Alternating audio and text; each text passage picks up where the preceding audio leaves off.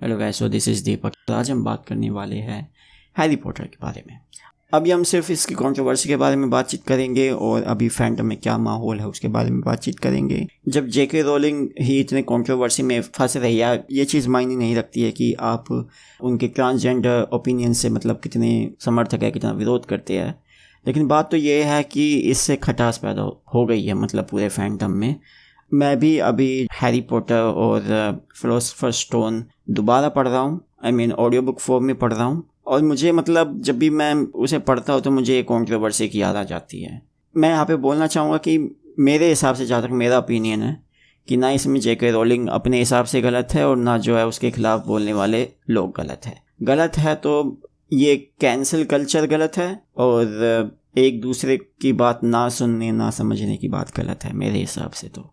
मैंने अच्छी तरह से स्टोरी को फॉलो नहीं किया है। मुझे एक साइड का पता है, मैं जेके रोलिंग्स के ट्वीट वगैरह देखता रहता हूँ। हो सकता है कि उन्होंने उससे पहले भी ऐसे ट्वीट्स करे हो और मैंने उनका पूरा आर्टिकल भी नहीं पढ़ा है। मैंने सिर्फ उसके शुरुआत के कुछ पेजेस पढ़े हैं, पेजेस भी नहीं कहूँगा, 1-2 पेजेस ही पढ़े हैं मैंने सिर्फ। और जब मैंने उन्हें पढ़ा तो ऑफ कोर्स वो मुझे रीजनेबल लगा जो वो बात कह रही थी। लेकिन फिर बाद में मैंने 1-2 वीडियोस, वो भी मैंने पूरी नहीं देखी लेकिन वो काफ़ी बड़ी वीडियोस थी तो मुझसे देखी नहीं गई। तो वो उसी आर्टिकल के बारे में थी और मतलब उनका ये कहना था कि इसमें बहुत सारी चीज़ें हैं कि मतलब ये रीजनेबल लग सकती है लेकिन वो है नहीं। और वो बातें जो है ट्रांसजेंडर के पर्सपेक्टिव से थी, तो हो सकता है कि उसमें कुछ ना कुछ सच्चाई तो हो। जैसा कि मैंने पहले कहा कि यहाँ पे कोई गलत के उसमें नहीं है, यहाँ पे पर्सपेक्टिव का सवाल है यहाँ पे कि आप अपने पर्सपेक्टिव से क्या देख पा रहे हैं। अगर आप दूसरे की बातें नहीं सुनना चाहते हैं तो वो बात अलग है। बाकी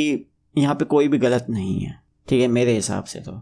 लेकिन ये वही कंट्रोवर्सी, जैसा मैंने बताया कि ये हमारे फैंडम में दरार डाल रही है। अभी बहुत सारे जो फैन साइट्स थी हैरी पॉटर से रिलेटेड, उन्होंने भी जेके रोलिंग के खिलाफ मोर्चा खोल दिया और उन्होंने कहा है कि हम हैरी पॉटर के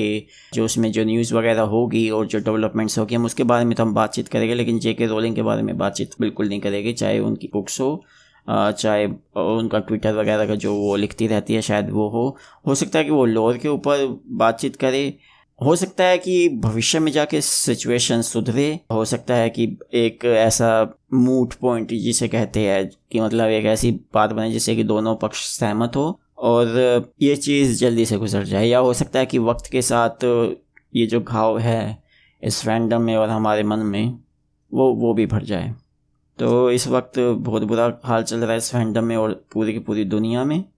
फैंटास्टिक बीस्ट के बारे में मैं काफ़ी इंटरेस्ट हूँ उस सीरीज़ के बारे में और मैं सर्च करता रहता हूँ कि फैंटास्टिक बीस्ट 3 मूवी के बारे में कोई सी डेवलपमेंट हुई है या नहीं हुई है, उससे रिलेटेड कोई प्रोडक्शन रिलेटेड कोई डेवलपमेंट हुई है या नहीं हुई है। ऑफ कोर्स कोविड चल रहा है लेकिन यूके की गवर्नमेंट ने इजाज़त दे रखी है। कई मूवीज़ को आई थिंक बैटमैन को दी थी, मतलब जो बड़ी मूवीज़ है, टेंट पोल मूवीज़ है और जिनमें फैंटास्टिक बीस्ट भी आती है, शायद उसे भी हरी झंडी मिल गई थी। पक्के तौर से नहीं कह सकता मैं, आपको ये सर्च ही करना पड़ेगा। लेकिन जब बैटमैन वगैरह को अगर इजाज़त मिल रही है तो मुझे लगता है कि फैंटास्टिक बीस्ट 3 को भी मिल जानी चाहिए थी। लेकिन हो सकता है कि ये जो कंट्रोवर्सी चल रही है, और यहाँ पे मैं सिर्फ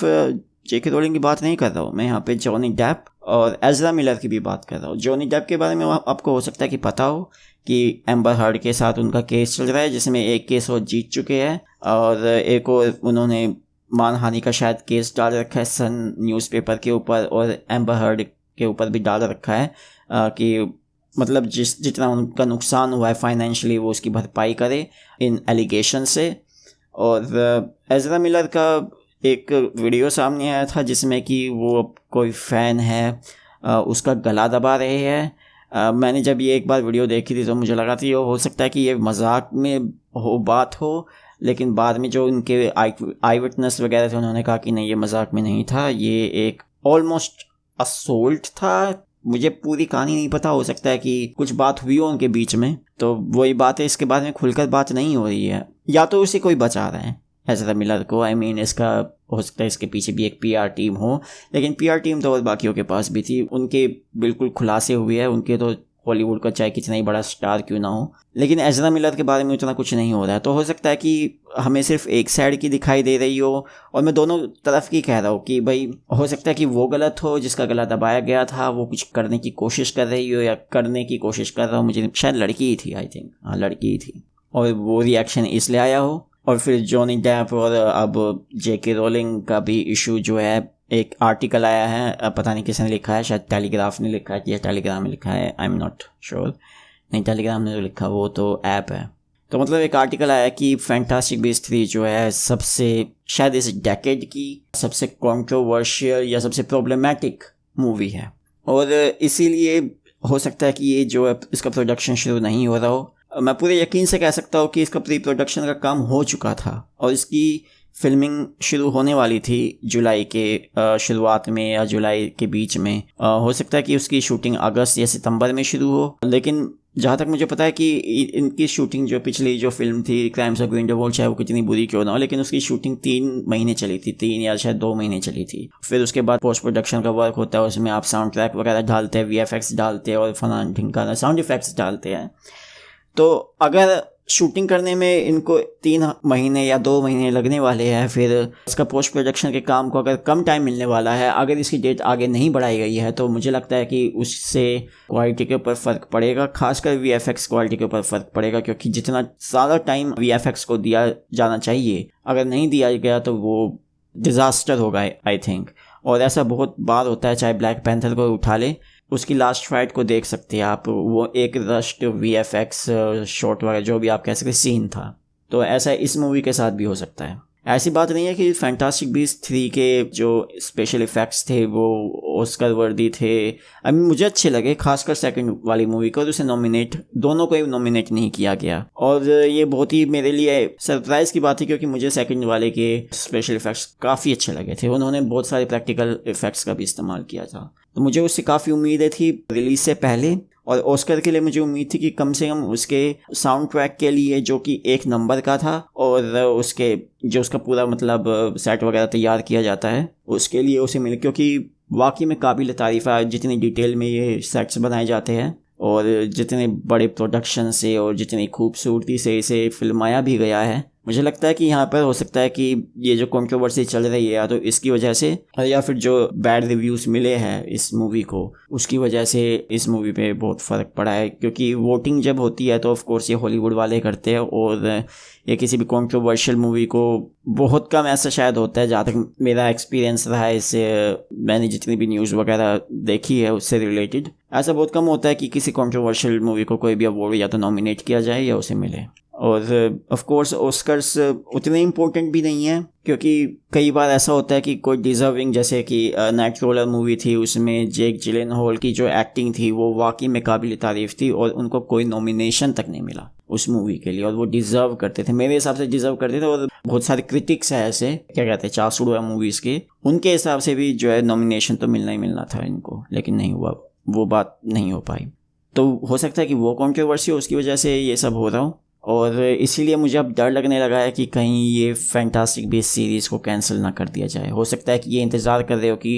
ये जो कंट्रोवर्सी हो ये थोड़ी कम हो, और हो सकता है कि 2021 तक आते नवंबर तक आते जो है कंट्रोवर्सी मतलब कम हो, और उसमें उतना तूल ना पकड़े और सामान्य सिचुएशन हो जाए। आई थिंक तब तक शायद कोविड की वैक्सीन भी आ जाए, उसके बाद इसे थिएटर में रिलीज़ करना पड़ेगा, और अगर कंट्रोवर्सी रही कोई ना कोई तो ऑफ कोर्स उसका इम्पैक्ट पड़ेगा आपके बॉक्स ऑफिस पर। एक बात और है कि बॉक्स ऑफिस की बात आ ही गई है, तो चाइना का बॉक्स ऑफिस जो है उससे लेकर बहुत सारी कंट्रोवर्सी हो सकती है, क्योंकि अब ऐसी बहुत सारी कंट्रीज़ है जो अब चाइना के साथ कोई भी बिजनेस नहीं करना चाहिएगी, क्योंकि ऐसा तहलका मचा रखा है चाइना ने, बुरे उसमें कह रहा हूँ मैं, कि एक तो कोविड वाला पहुंचा दिया, और दूसरे की अब सीमाओं में दखल दे रहा है, चाहे वो इंडिया की सीमाओं में हो, चाहे और बाकी देशों की सीमाओं में हो, चाहे साउथ चाइना सी में हो, तो वो सारी जगह पंगे ले रहा है। मुझे नहीं पता कि वो ऐसा क्यों कर रहा है, मीन ऐसे टाइम पर वो भी किसी को भी नहीं पता, हो सकता है ध्यान भटकाने की कोशिश कर रहा हो, वी डोंट नो, क्योंकि वो इसमें सफल नहीं हो रही है मेरे हिसाब से। तो हो सकता है कि ये जो मूवीज़ वगैरह ये चाइना में रिलीज़ ना हो इस उठापटक के दौर में, इतनी कंट्रोवर्सी के दौर में, कि वो रिलीज़ ही ना होने दे चाइना अपने थिएटर्स में, जो कि एक बहुत बड़ा धक्का लगेगा इस पूरी इंडस्ट्री को, खासकर हॉलीवुड को, बॉलीवुड को भी लगेगा, लेकिन I think we will survive. अगर ये कोविड की हम सिचुएशन से अगर हम सर्वाइव कर गए और जो हमारी इकोनॉमी जो बैठी हुई है अगर हम उससे सर्वाइव कर गए तो of course we will make it through as well.